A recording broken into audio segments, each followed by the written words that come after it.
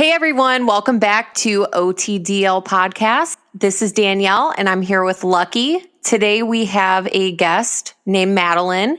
She was in the Navy and she is here to talk to us about sexual assault, being scared of repercussions, and everything else that goes along with it. So, hello Madeline. Hey Danielle, thanks for having me. My story starts, I joined the Navy at 17 in 2014. I turned 18 when I was in boot camp, and I got to go down to A school in Pensacola, Florida. It was pretty scary. I hadn't been away from home for that amount of time ever in my life previously, and I made some friends with some older girls who had been to the boat and told me crazy stories. I was aware to be careful. I wasn't just walking into the world thinking that everybody was safe and everybody was my friend. But in Doc, the first week that we were in Pensacola, they go over the safety of the region and what the rules are and reinforcing what the Navy's rules are. And there is a zero tolerance for underage drinking. And coming straight out of boot camp, they want to make sure that do not underage drink. I know you've just been on a detox for 2 months in boot camp, but do not do it. If we catch you, it's game over for anybody supplying and anybody partaking in underage drinking. So I had some friends that would buy us alcohol and we would go drink at a hotel, and then we would go out and we would, walk around town or do whatever it was that we were doing. I met some civilian people that way, and I was friends with someone in town. Another really important rule when you went out in town is that you always had a Liberty buddy with you. That's what we called them. I don't know what the other branches call them, but we always had a friend. So you check out with someone, you need to be with them 100% of the time. And that's not always the case. Not everybody follows the rules. And you're 18 and you're not making good decisions, really. So I went out into town, got a hotel, and split ways with my Liberty buddy. And I went and hung out with my civilian friend, a gentleman that was 23 years old, and I was 18. And we went to a barbecue. And I really remember the night because it was a Mayweather-Pacquiao fight for the UFC. And I went to this family barbecue. There was this nice mom there, a couple of cousin so-and-sos and, whoever. While I'm there, I start drinking. It's probably noon and I drink until maybe 8 o'clock, 9 o'clock. It's dark by the time that I'm super intoxicated and I'm throwing up, and the mom was taking care of me and really understanding of how embarrassed I was that I had gotten this intoxicated. And my friend was just hanging out watching the fight, and I go outside and I see my friend getting in a car to go to the gas station or something. And I look at the three guys sitting there and I'm like, hey, where are my cigarettes? I don't know where my smokes are. Can I bum one? So this guy lends me a cigarette. And while my friend is gone, I'm just super, super intoxicated, just game over for Madeline. And he asked me how I'm going to pay him back for that cigarette. At the time, I didn't really process. I wasn't witty. I wasn't able to snap back or anything. He grabbed my wrist, and him and his two cousins and took me around the corner into the backyard. It's nighttime now, and I can see through the window the mom that was taking care of me. I can see her cleaning up the kitchen, but one gentleman rapes me and then the other two take advantage of me as well, and it's terrible. And my friend comes back, gets me in the car, and we leave. And I remember he said to me when we were in the car, that was super disrespectful. What? And I just remember being in shock for hours. So that wraps up what happened to me. What happened after was what do you do? I didn't know what to do. I called my Liberty buddy. She came back. My other friend came back to the motel, and they listened to what I said, told me reassured me yeah, that's rape, and then said, you can report it if you want. And I was I don't know what that means. What do you mean if I want? So I didn't seek any medical care. I didn't tell anyone else in the Navy, and I didn't do anything because I wasn't with my Liberty buddy and I was underage drinking. And I was afraid that I would get in trouble, get kicked out of the Navy at 18. You've been in for 3 months. Congratulations, you're going home now. You've told your whole family you're going to go off and accomplish big things, and that's it. So that's why I didn't report. And I wish I would have known more when I was in about what to do if an assault happens. So were any of these people in the military that you met at this barbecue? No, they weren't in the military. They were all civilians. Okay. And what happened when the rape ended? Like, what was the dynamic afterwards? Did you just go back in the house? Basically, I just my friend came back and they stopped because they knew it was wrong. And we all just walked to the front. I remember pulling up my pants because all they did was pull down my pants to where it needed to be and then went for it. And so I just walked back out front and maybe I smoked a cigarette, but I just remember from then I got in the car and he told me that what I did was disrespectful. I've since had a chance to tell him he's garbage, so I feel good about that. He told you that what you did was disrespectful. Yes, because I was sort of seeing him. So he's right. It was really selfish of you to get raped. So what? He thought that I was basically a whore, I guess. So I have since had a chance to, because he kept reaching out to me. Once a year, he'd reach out to me on Instagram or Facebook or Snapchat, be like, hey, how are you? And I just would block him on whatever platform it was. Well, I think last year, and it's been 5 years, and he was still reaching out to me. And I was like, hey, just so you know, your friends at that barbecue, point blank, raped me, and you told me I was disrespectful, and I can't believe that you did that, so I never want to hear from you ever again. And yeah, so he doesn't reach out anymore. I can't comprehend. I mean, more or less, he was telling you it was your fault. So after that happens, my friend is like, you can report if you want. You can do this. That was it. She said, you can report. And I don't know what that means. Still this day, I was still drunk, just was traumatized.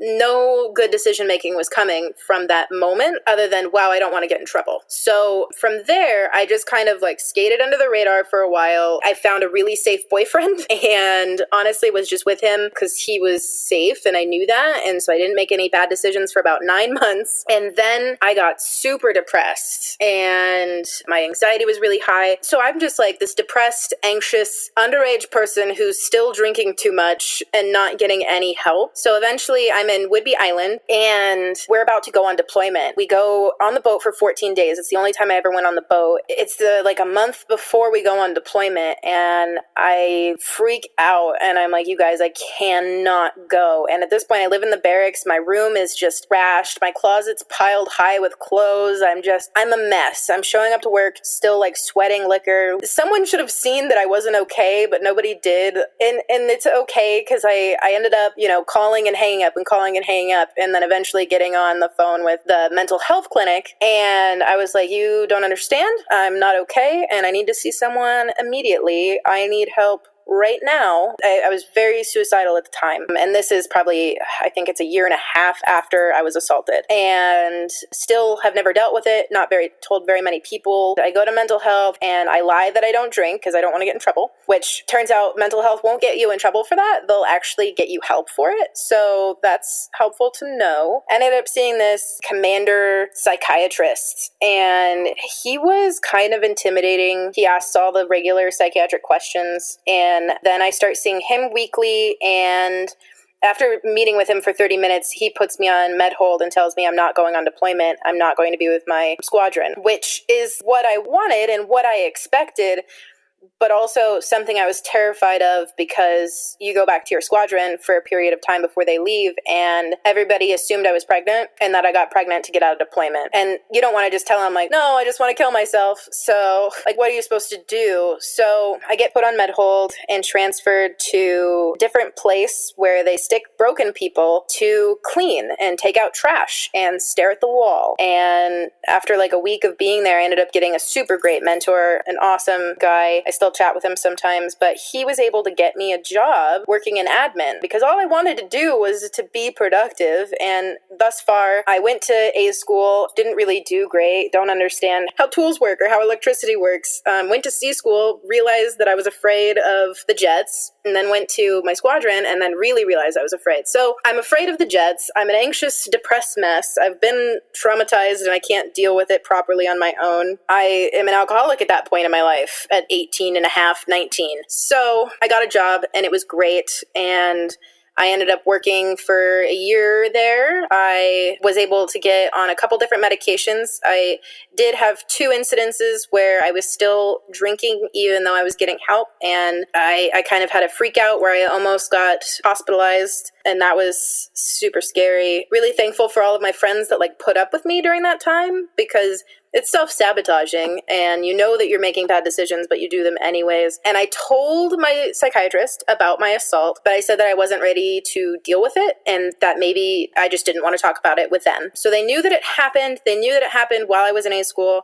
but they never asked me exactly for the details or how they could help or if I wanted to talk to someone from like SAPR or something. So I was never given the option, even after the fact, to report it. And that still kind of peeves me a little bit. So I was just talking to Danielle. It hasn't aired yet. It's going to tomorrow, I think. But the last episode that we recorded was with me talking about my coping mechanism, like when I got out of the Navy. So similarly to you, I didn't really fall off the wagon until about a year and a half after I got out of the Navy. Like, it didn't really start to hit me that something was wrong that I hadn't dealt with until way after these things occurred. And it's crazy how long your body can manage to tell you you're okay just to get you through. Like, your body is in a constant state of, it's called homeostasis. Like, chemically, everything, like your body is constantly trying to protect itself and make itself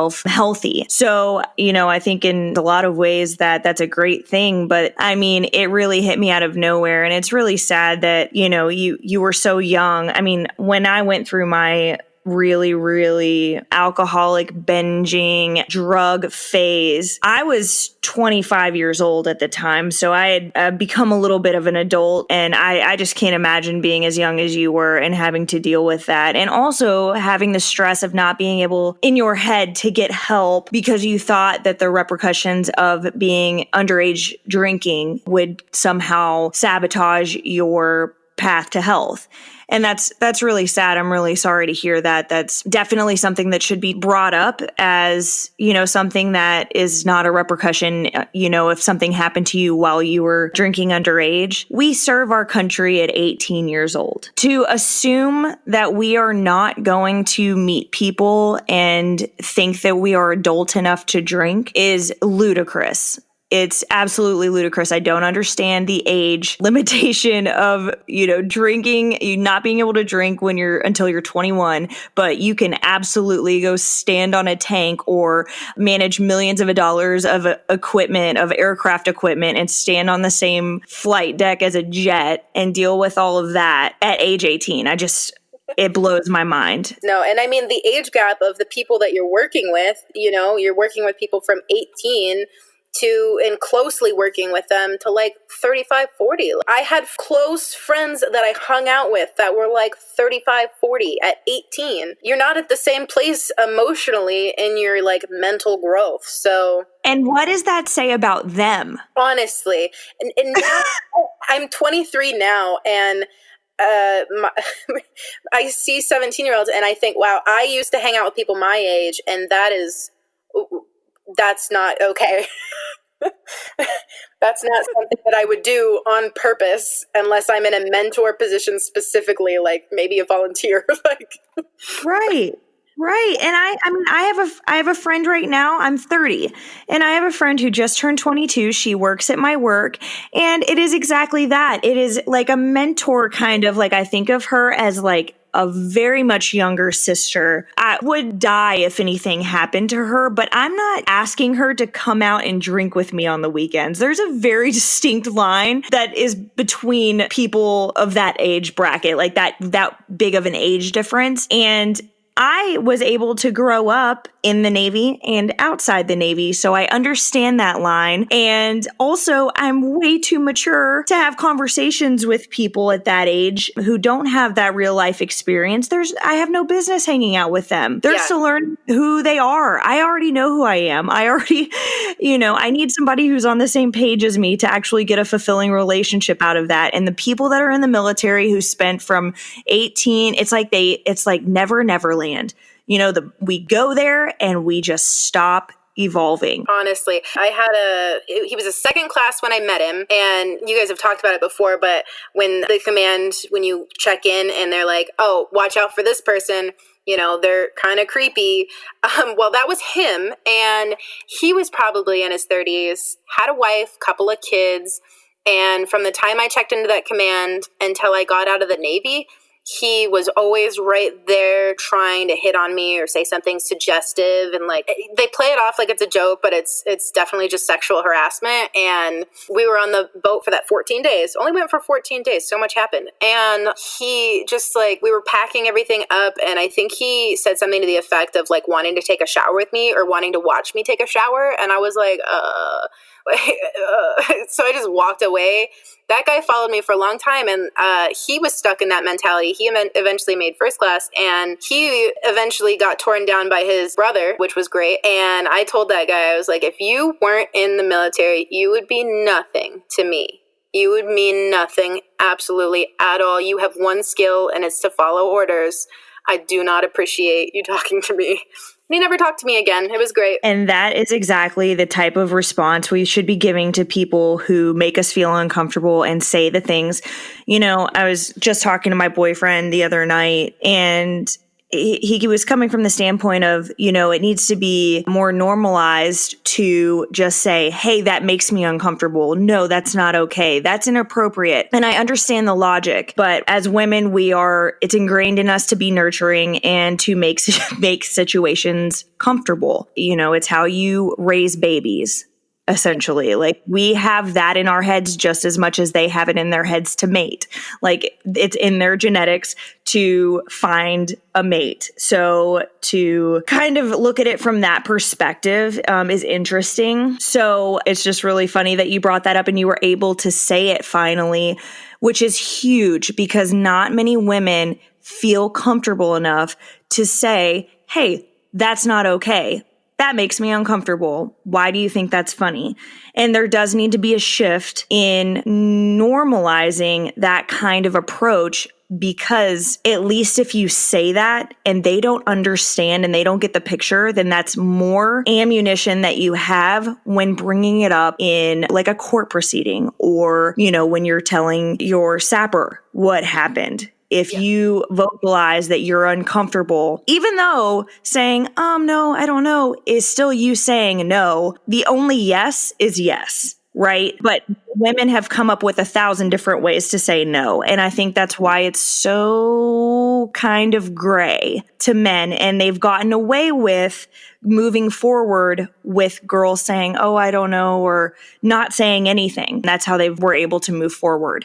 So I'm really glad that you were able to speak up for yourself and say that, because that just gives us all the more power and voice in the situation. I'm super proud that you said that, especially as young as you are. I still have issues telling men that this shit makes me uncomfortable. I still have that issue. And a big thing with going to mental health and seeking guidance, it's really big for the military to diagnose somebody with any kind of mental disorder. Usually they throw depression on there, and they over medicating people, and it's a known thing. And here I go with one of my little brain chemical body rants, but it's proven that when a female in particular over-medicates their brain, your neurochemicals get imbalanced, and then you get tired and you don't have healthy emotions and everything. And then medications affect your hormone levels, and you can actually smell pheromones differently. And that can make you select the wrong mate. It's crazy. And literally, if it were done differently, there are so many different choices in your life that you could probably be making differently based off of it just didn't give you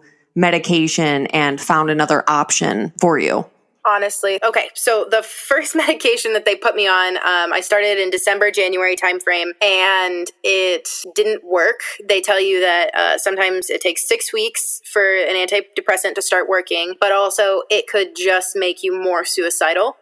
So I heard the warning. It went in one ear, out the other, because, crazy, depressed, anxious, and still at that command that thinks that I got pregnant for getting out of deployment, and that was great. And so it makes me have really increased poor decision-making skills. And since I've been out of the military, I have gone to therapists, and now I know that some of my decision-making was based on me being 18, 19 years old, and some of it is based on the fact that I experienced sexual trauma. So during that time, I'm on these new meds, I'm super depressed, and I'm also super hypersexual. So I was making some really poor decisions that I know now were just a response to the trauma. And I think that's something that women need to talk about more, and like it needs to be more accepted, because a response to trauma is to then take control of your body. And my way of doing that was taking control of the situation, and I'm conquering men, I guess, was what I was doing until I didn't feel like someone else was taking control of me, basically. And I think it's important for women to know that it's okay to do that, and that they're not like gross or whores or something like that. What medication were you put on? Or initially, I was put on Celexa, and I've heard from some people it worked for them. For me, it didn't work. And then after that, I was put on the regular Prozac or fluoxetine, and that one actually did help, and it made me less suicidal. I also, at that point, started my job in admin, so I felt more productive as a person. And due to all of my poor decision-making skills, I did end up pregnant after everyone left. And so I was then pregnant and going through all of like dealing with my trauma and like my depression, like while I'm growing a human. So things were just a rush to the start in the beginning of my adulthood. Fun fact, did you know that you actually probably had more suicidal thoughts? Because if you get put on antidepressants or anti-anxiety medication before you were 25, it's just like double the chance that you're going to be more suicidal than you were when you got on the medication. Did you know that? I did not know that. I love that. That's yeah. So I was told that. What's that? They skip straight to medicating. I love it. Yeah, and they didn't tell you any of the side effects. So on a lot of the boxes, it'll say suicide ideations and even more depression and nightmares are more common in women under 25 who take because your hormones, your chemicals are still kind of trying to figure out what they're doing in the first place, is what my guess would be. Yeah, so that really is a thing. So it's not you, it's definitely the medication, and it was definitely your age. And that's a really shitty thing to kind of experience, because you don't get to decide when you go through depression or anxiety. That decides for itself, and your life experiences kind of decide that for you. So hopefully they do in the future kind of come up with something that is more easily digestible to women between the ages of 18 and 25, because that really is a problem with most medications. Yeah, it was definitely really hard being on them.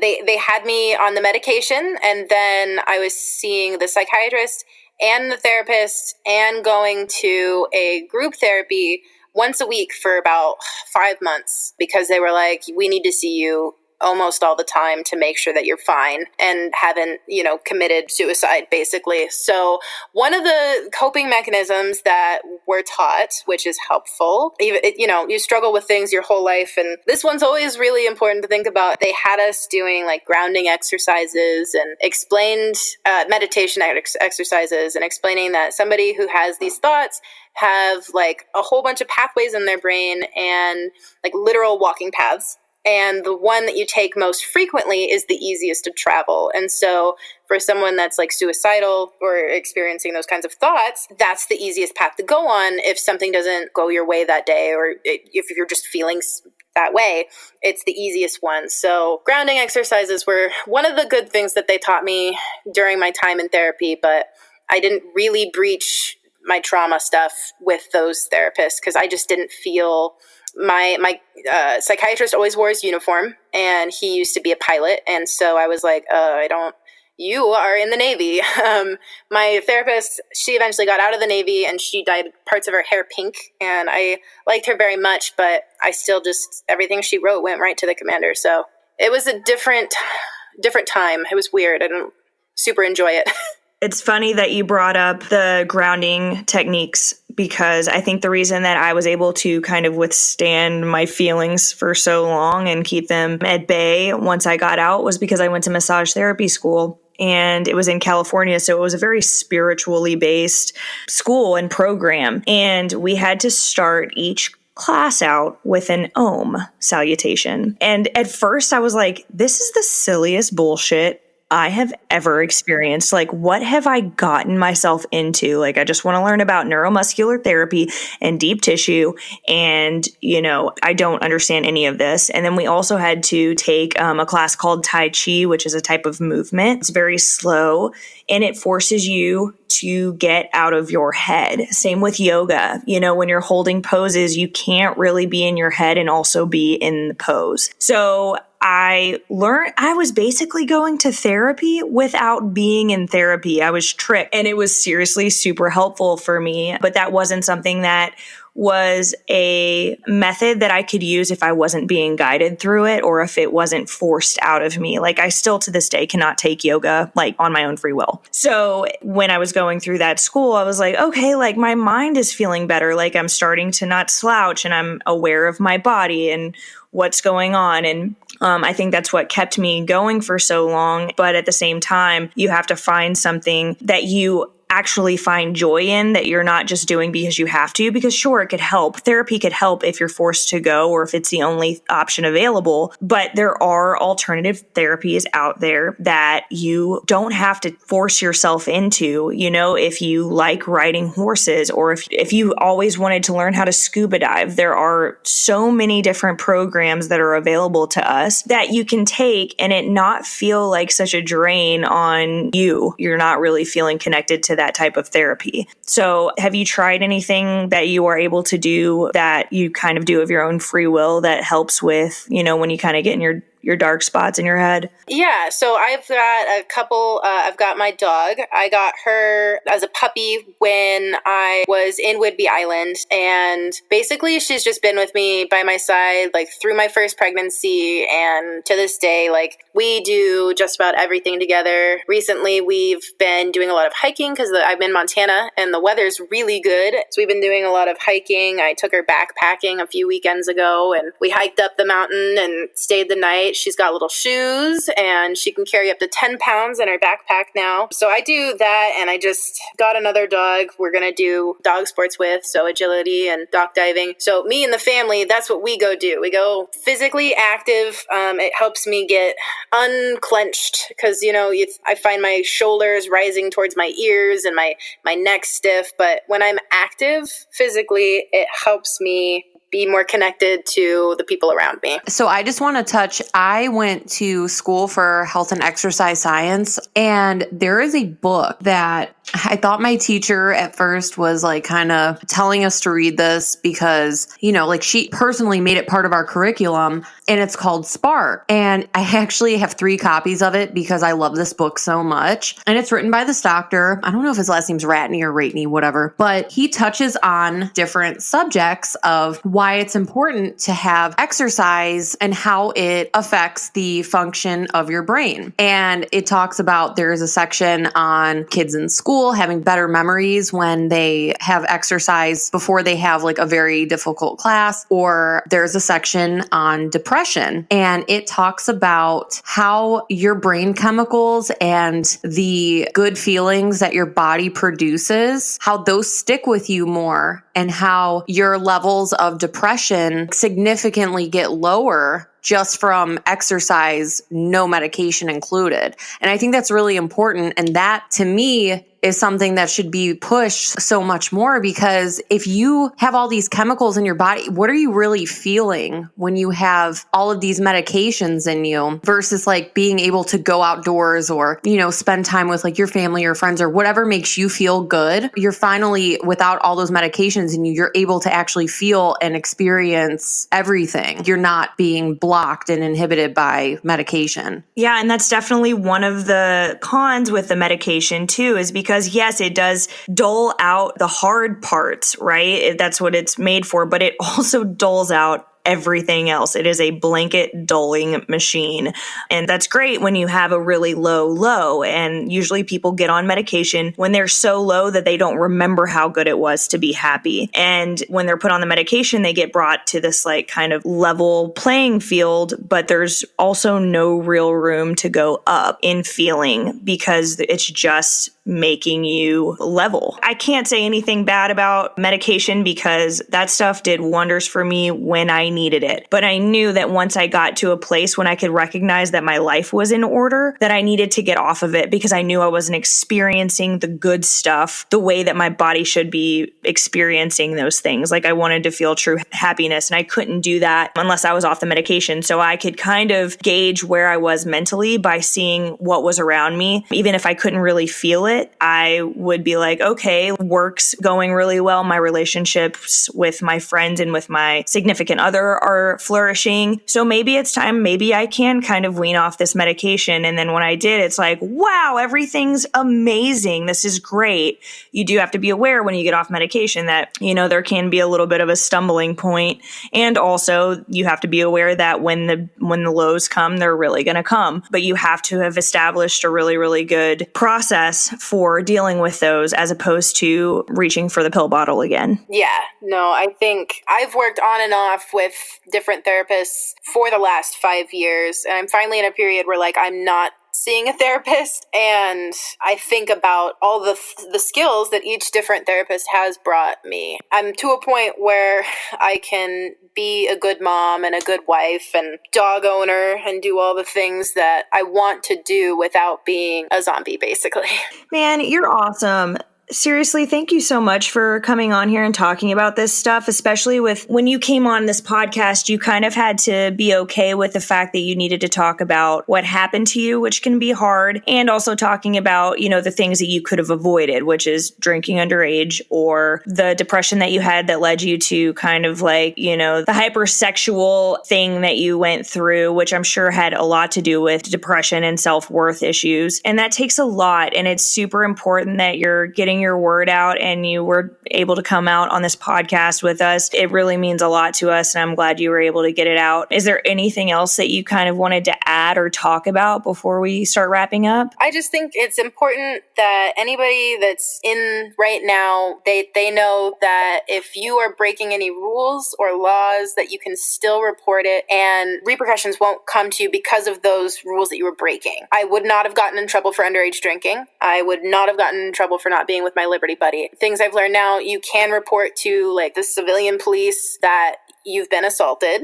You should do that. And then I think it's just so important that going forward with all the changes that we as veterans and everybody that's in that we want for the different branches, that we just pounded into the kids' heads in Indoc that what are your reporting options? How do you report? I think that's super important. I think so too. And I think the more that we kind of collectively come together as a group and talk about Vanessa Guillen and how real the situation is and how close to home it is, the more we can actually discuss how we need to move forward as a sex, right? What our options are as far as how far we let the line be pushed. And it's in our court, really. Everything short of getting taken out behind a house and being raped or being drunk at a bar, those little tiny things that get said to you that you're uncomfortable with, we need to start kind of changing the narrative and saying out loud to these people, this is not right and this is making me uncomfortable.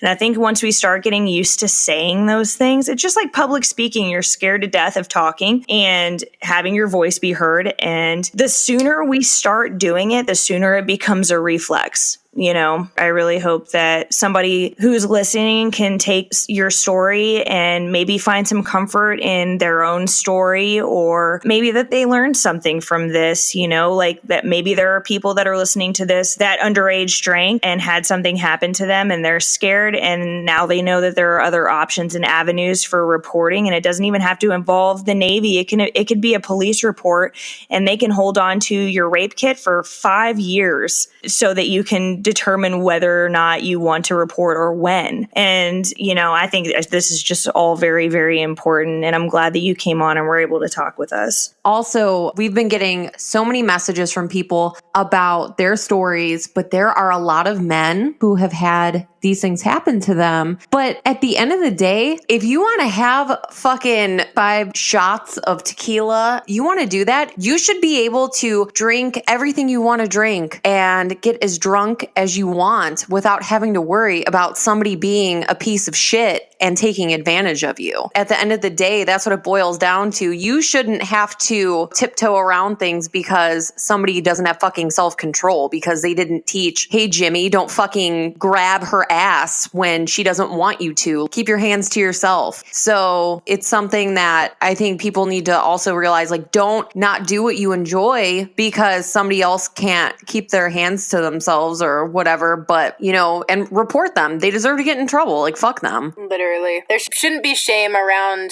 getting raped. You got raped. It happened to you, not because of you. So, well, thank you so much for being on our podcast. If anybody wants to share their stories or show support, you can contact us at our email, which is otdlpodcast@gmail.com, or you could contact us on Instagram. Our handle is OTDL Podcast. But we will talk to you guys next time.